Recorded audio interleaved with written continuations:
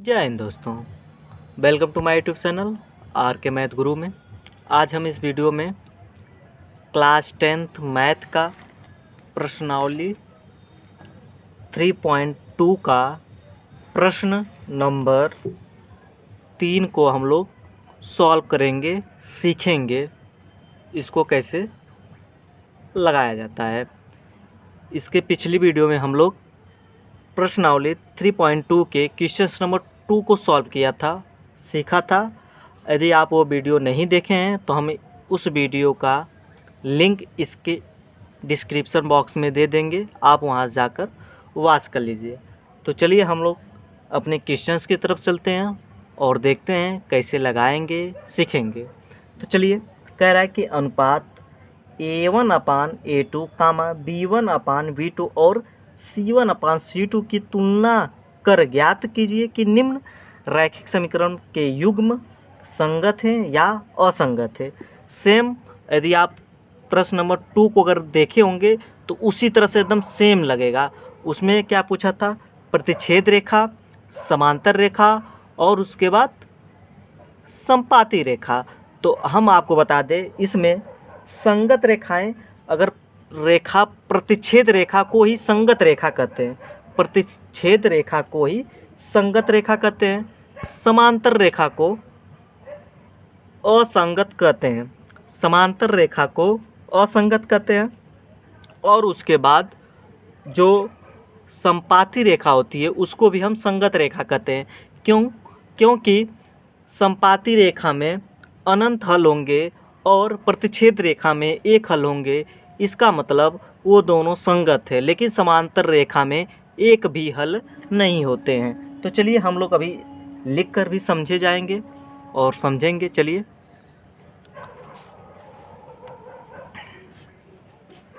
देखिए, अगर A1/A2 not equal to रहता है B1/B2 के, तो हम इसे कहते हैं, तब इसका एक हल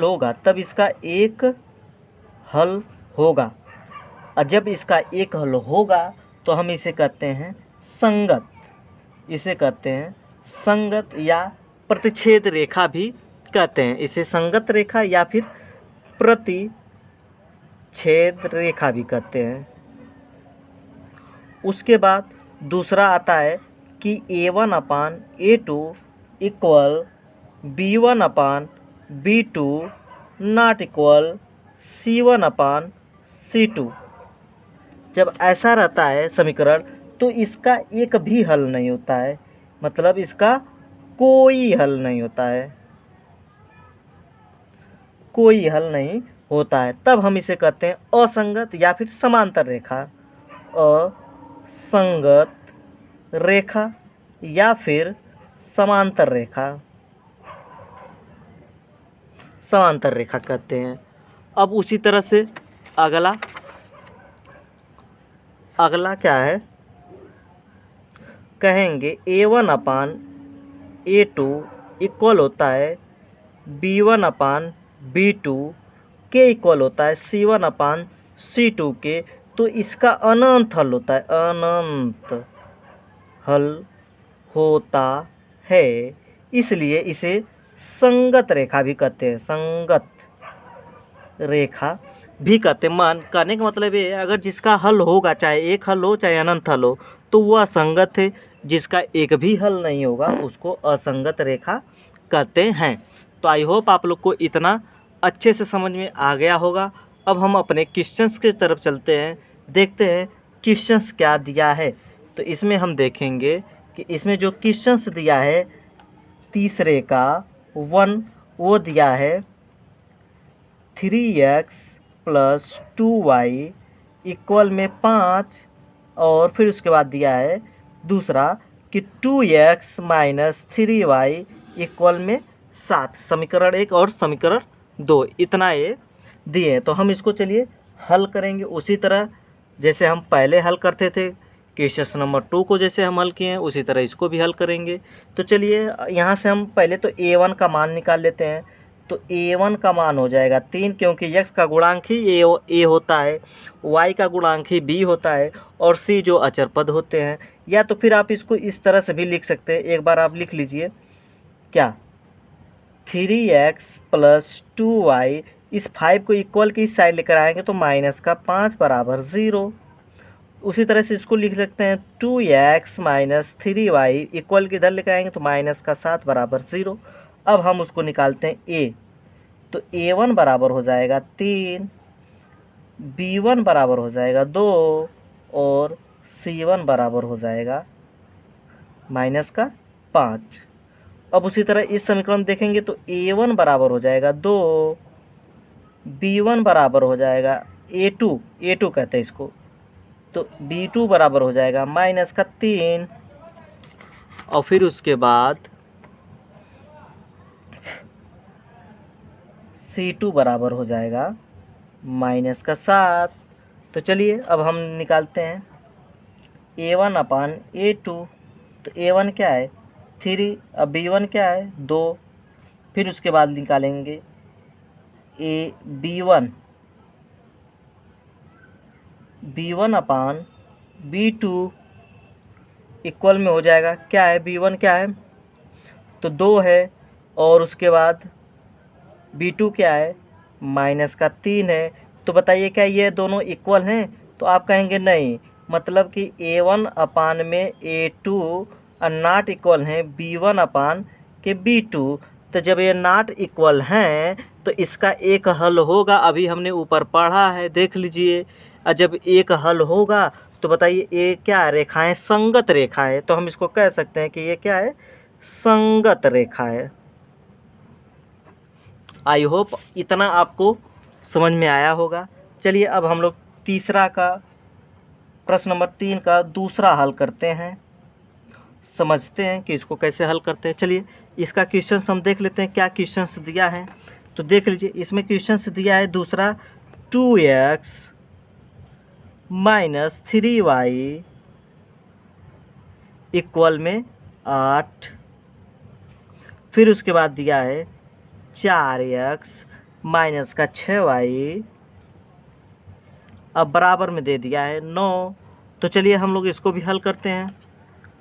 तो चलिए ये देखिए प्रश्न नंबर 3 का 2 कह रहा है 2x माइनस 3y इक्वल में 8 और फिर उसके बाद दिया है 4x माइनस 6y इक्वल में 9। तो चलिए इसको कैसे हल करते हैं, इसको भी हम लोग उसी तरह से हल करेंगे। पहले तो हम इसको ऐसे समीकरण बना लेते हैं क्या, 2x माइनस 3y इक्वल की साइड आएगा तो माइनस का 8 बराबर 0। उसी तरह इसको भी लिख देंगे तो 4x माइनस 6y इक्वल की इधर आएगा तो माइनस का 9 बराबर 0।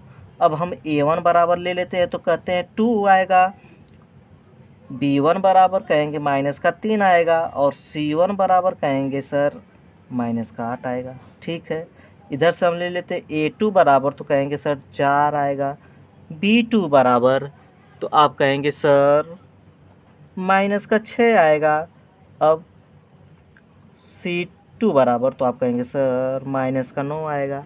चलिए ठीक है आ गया। अब उसी तरह से हम इसको सॉल्व करेंगे, a1 अपान a2 बराबर क्या है, a1 2 है और a2 क्या है 4 है, जब इसको काटेंगे तो बराबर में आ जाएगा 1/4। ठीक, b1 अपान b2, तो b1 क्या है माइनस का 3 है, अब b2 क्या है माइनस का 6 है, तो एक कट गया तो वही आया, ये 2 हो जाएगा। तो 3 एक 3, 3 दूना के 6। तो देखिए ए इक्वल आ गया है, तो मतलब कि ए एक भी हल नहीं है। अब आगे हम सी को भी निकालेंगे, c1 अपान c2 इक्वल c1 क्या है, तो आप कहेंगे सर माइनस का 8 अपान माइनस का 9, तो एक कट गया तो आया क्या 8 अपान 9।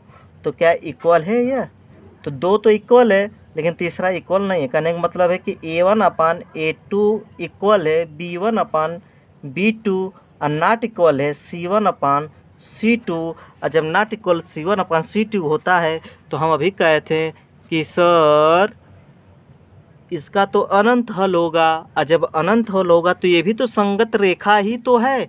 तो आप कहेंगे यस संगत है, तो हम क्या कर दें, कह देंगे ना कि ये क्या है, संगत रेखा है, रेखा है। क्यों? क्योंकि ये B1A1/A2 इक्वल है B1/B2 के, नॉट इक्वल है C1/C2 के, जो कि अनंत हल होते हैं। और जब हल है तो ये रेखा संगत रेखा है। चलिए अब मैं बता दे रहा हूँ कि मैं प्रश्न नंबर 3 का 1 और 2 सॉल्व किया है। इसी तरह से, इसी नियम से, इसी फार्मूले से आपको भी 3, 4, 5 हल कर उसका आंसर कमेंट बॉक्स में कमेंट करना है कि वह रेखाएं क्या है, संगत हैं या फिर असंगत है। तो इसका आप कौन कौन से हल करेंगे, मतलब मैंने इसका और ये 2 बता दिया, आप तीसरा, चौथा और पांचवा इसी फार्मूले से, इसी तरीके से हल कर आप बताएंगे कि ये क्या संगत है या असंगत है या फिर संगत है। तो आई होप यदि वीडियो से कुछ सीखने को मिला है तो आप वीडियो को ज़्यादा से ज़्यादा अपने दोस्तों में शेयर करें, लाइक करें, और चैनल पर पहली बार आएँ तो चैनल को सब्सक्राइब कर लें और बेल आइकन घंटी दबाना न भूलें, क्योंकि जैसे ही हम अगली वीडियो अपलोड करते हैं उसका नोटिफिकेशन आपके पास बहुत ही जल्द और तुरंत पहुंचेगा। तो चलिए चलते हैं, मिलेंगे एक नेक्स्ट वीडियो में इसी अंदाज के साथ। तो चलिए अब तक के लिए बाय बाय, जय हिंद।